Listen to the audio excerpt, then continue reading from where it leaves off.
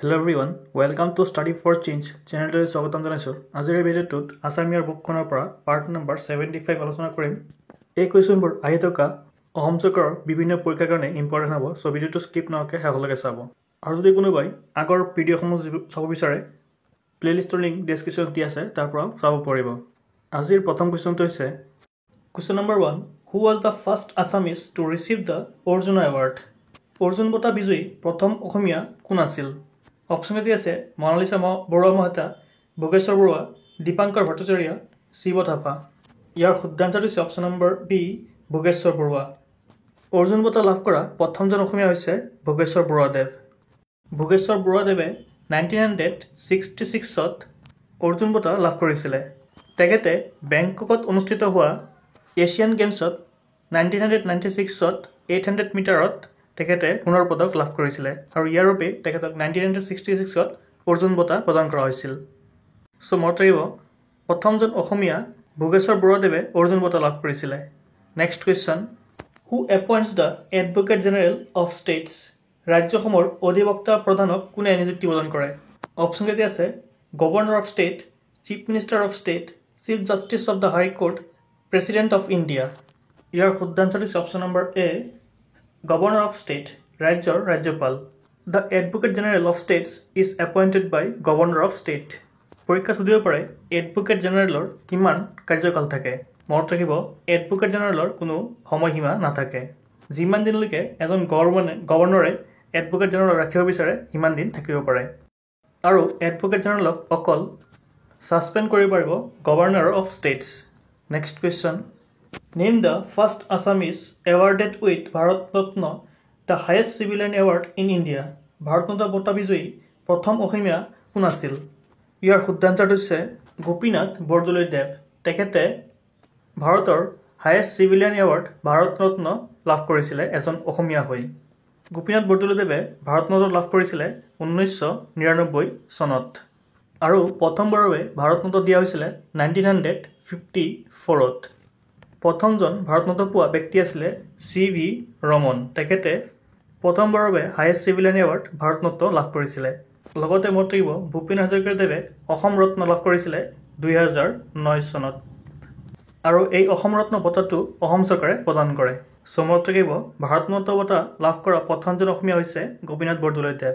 তেখেতে 1999 চনত এই বঁটা লাভ কৰিছিলে। Next question, for which of the following novel Homen Borgohain was awarded the Sahitya Akademi award? তলৰ কোনখন উপন্যাসৰ বাবে হোমেন বৰগোহাঁইদেৱে সাহিত্য একাডেমী বঁটা লাভ কৰিছিল? অপশ্যন আছে হালধি চৰাইয়ে বাওধান খায়, পিতা পুত্ৰ, মৎস্যগন্ধা, অস্তৰাগ। ইয়াৰ শুদ্ধ আনচাৰ হৈছে অপশ্যন নম্বৰ বি, পিতা পুত্ৰ। পিতা পুত্ৰ উপন্যাসখনৰ বাবে হোমেন বৰগোহাঁইদেৱে সাহিত্য একাডেমী বঁটাটো লাভ কৰিছিল। হোমেন বৰগোহাঁইদেৱে 1978 চনত পিতা পুত্ৰৰ বাবে সাহিত্য একাডেমী বঁটা লাভ কৰিছিল। সাহিত্য একাডেমী বঁটা লাভ কৰা প্ৰথমজন অসমীয়া হৈছে যতীন্দ্ৰনাথ দুৱৰাদেৱ। তেখেতে বনফুল নামৰ এই উপন্যাসখনৰ কাৰণে 1955ত সাহিত্য একাডেমী বঁটা লাভ কৰিছিল। সো মনত ৰাখিব, সাহিত্য একাডেমী বঁটা লাভ কৰা এজন অসমীয়া প্ৰথমজন অসমীয়া হৈছে যতীন্দ্ৰনাথ দুৱৰাদেৱ আৰু তেখেতে বনফুল নামৰ কিতাপখনৰ কাৰণে 1955ত সাহিত্য একাডেমী বঁটা লাভ কৰিছিল। আৰু পিতা পুত্ৰৰ কাৰণে 1978ত হোমেন বৰগোহাঁইদেৱে সাহিত্য একাডেমী বঁটা লাভ কৰিছিলে। Next question, which Ahom king constructed the Bhomoraguri Ali? কোন আহোম ৰজাই ভোমৰাগুৰি আলি নিৰ্মাণ কৰিছিল? অপশ্যন এটি আছে ৰাজেশ্বৰ সিংহ, শিৱসিংহ, জয়ধ্বজ সিংহ, ৰুদ্ৰসিংহ। ইয়াৰ শুদ্ধ আনচাৰটো হৈছে জয়ধ্বজ সিংহ। জয়ধ্বজ সিংহই ভোমৰাগুৰি আলি নিৰ্মাণ কৰিছিলে। Next question, in which year was the Assam public service commission formed? কিমান চনত অসম লোকসেৱা আয়োগ গঠন কৰা হৈছিল? অপশ্যন কেইটাৰ শুদ্ধ আনচাৰ হৈছে অপশ্যন নম্বৰ এ, 1 এপ্ৰিল 1937ত আছাম পাব্লিক ছাৰ্ভিচ কমিশ্যন গঠন কৰা হৈছিল। অৰ্থাৎ APSC গঠন কৰা হৈছিলে 1937 চনত। Next question, the another name of Lakshminath Bezbaroa was Kripabar Baruah. Which of the Assamese writer took the name Natun Kripabar? Lakshminath বেজবৰুৱাদেৱে Kripabar Barua ছদ্মনাম ব্যৱহাৰ কৰিছিলে। কোনজন অসমীয়া সাহিত্যিকে নতুন কৃপাবৰ নামৰ ছদ্মনাম ব্যৱহাৰ কৰিছিলে বা জনাজাত? অপশ্যন কেইটা আছে অতুল চন্দ্ৰ হাজৰিকা, ৰত্নকান্ত বৰকাকতি, নীলমণি ফুকন, সত্যনাথ বৰা। ইয়াৰ শুদ্ধ আনচাৰটো হৈছে ৰত্নকান্ত বৰকাকতি নতুন কৃপবৰ হিচাপে ৰত্নকান্ত বৰকাকতিক জনা যায় পৰীক্ষাত লক্ষ্মীনাথ বেজবৰুৱাৰ ছদ্মনামো আহি যাব পাৰে মনত ৰাখিব Kripabar Baruah next question Kuladhar Chaliha was the first president of the Assamese Provincial Congress Committee. Who was the first secretary?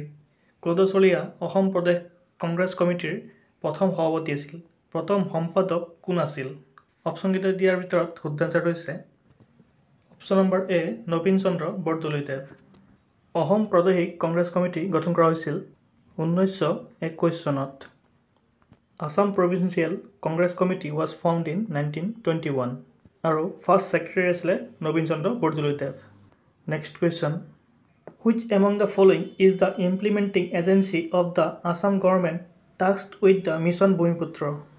তলৰ কোনটো অসম চৰকাৰৰ কাৰ্যকৰী সংস্থাক মিছন ভূমিপুত্ৰৰ দায়িত্ব দিয়া হৈছে অপশ্যন কেইটাৰ ভিতৰত শুদ্ধ আনচাৰটো হৈছে social justice and empowerment department সামাজিক ন্যায় আৰু সশক্তিকৰণ বিভাগক এই ডিপাৰ্টমেণ্টটোক মিছন ভূমিপুত্ৰৰ দায়িত্বটো অৰ্পণ কৰা হৈছে next question Which player of Assam participate in the Wimbledon qualifying round?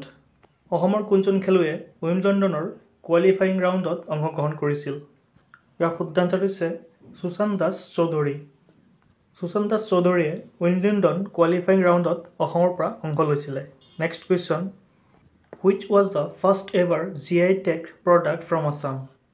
অসমৰ পৰা প্ৰথম GI tag প্ৰডাক্ট পোৱা কোনটো আছিলে ইয়াৰ শুদ্ধ আনচাৰটো হৈছে অপশ্যন নম্বৰ বি মুগা চিল্ক হৈছে অসমৰ লগতে নৰ্থ ইষ্টৰ পৰা প্ৰথম GI tag পোৱাটো এই বস্তুটো হৈছে মুগা চিল্ক নৰ্থ ইষ্টৰ পৰাও প্ৰথম আছিলে আৰু এই GI tag প্ৰদান কৰা হৈছিলে 2007ত লগতে মনত ৰাখিব মুগা চিল্কৰ লোগো প্ৰদান কৰা হৈছিলে 2014ত 2007ত GI tag পাইছিলে আৰু 2014ত মুগা চিল্কৰ লোগোটো প্ৰদান কৰা হৈছিলে next question Rita Choudhury owned the Sahitya Akademi award for Rita চৌধুৰীয়ে সাহিত্য একাডেমী বঁটা লাভ কৰিছিলে কোনখন কিতাপৰ কাৰণে অপশ্যন কেইটা দিয়া আছে দেওলাংখুই মাকাম অবিৰত যাত্ৰাৰ এই সময় সেই সময় ইয়াৰ শুদ্ধ আনচাৰ হৈছে দেওলাংখুই এই উপন্যাসখনৰ কাৰণে ৰীতা চৌধুৰীয়ে সাহিত্য একাডেমী বঁটা লাভ কৰিছিলে next question who is the author of the book A cultural history of Assam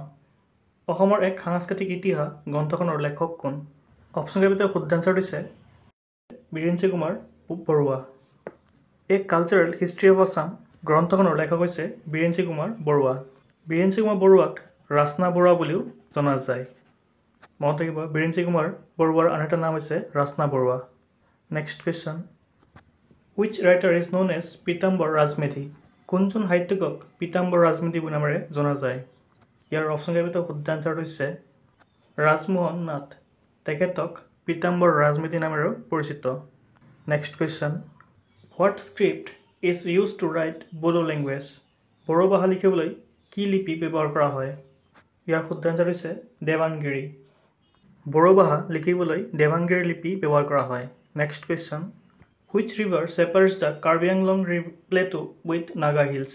কোনখন নদীয়ে কাৰ্বি আংলং মালভূমিক নাগা পাহাৰৰ পৰা পৃথক কৰিছে ইয়াৰ অপশ্যন কেইটা শুদ্ধ আনচাৰ হৈছে ধনহিৰি নদীয়ে কাৰ্বি আংলং মালভূমিক নাগা পাহাৰৰ পৰা পৃথক কৰিছে What was the name of the ৰুদ্ৰসিংহ's mother? ৰুদ্ৰসিংহৰ মাতৃৰ নাম কি আছিল অপশ্যন কেইটা শুদ্ধ আনচাৰ হৈছে জয়মতী ৰুদ্ৰসিংহৰ মাতৃৰ নাম আছিলে জয়মতী আৰু আপোনালোকে ৰুদ্ৰসিংহই জয়মতীৰ কাৰণে কি সজাইছিলে এইটো কমেণ্ট বক্সত কমেণ্ট কৰি জনাব next question Who was the first women cricketer from Assam to make debut in the IPL?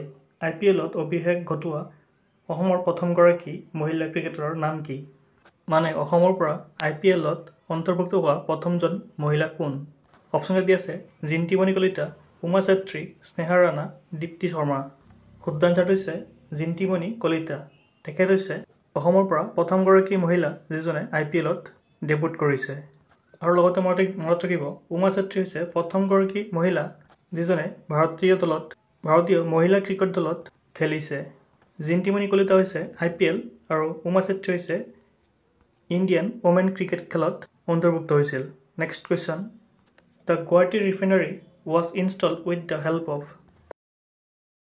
কাৰ সহযোগত গুৱাহাটী শোধনাগাৰ স্থাপন কৰা হয়? অপশ্যন এ আছে the Federal Government of USA, the Federal Government of USSR, the Government of Venezuela, Government of Romania. শুদ্ধ answer দিছে the Government of Romania. Guwahati ৰিফাইনেৰীখন install কৰা হৈছে গভৰ্ণমেণ্ট অফ ৰোমানিয়াৰ সহায়ত।